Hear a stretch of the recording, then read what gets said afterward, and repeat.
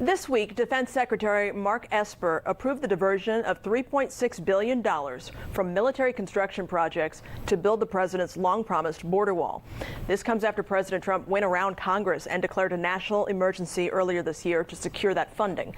Our Washington Bureau reporter Samantha-Jo shows us how this is having a direct impact on the Sunshine State. Who's going to pay for the wall?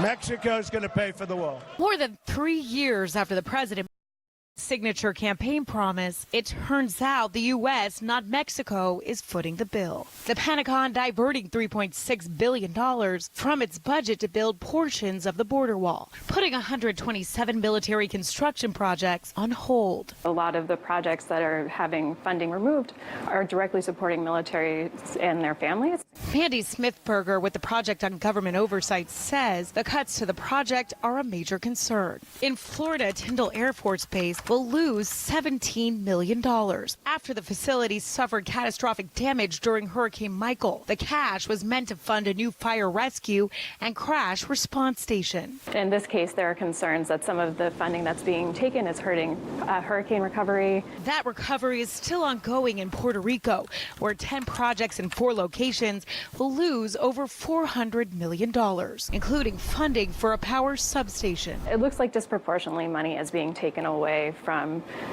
those areas of the United States that don't have members of Congress who are able to vote and represent them. The move is facing backlash from lawmakers on both sides of the aisle, many of them calling on the Pentagon to provide the funding for a number of these projects, and they're looking for alternative ways to provide the cash. These tend to be key to their constituents, and so they're going to find the money. It raises concerns about where that money is going to come from and who's going to be hurt as a result. In Washington, Samantha-Jo, Spectrum News 13.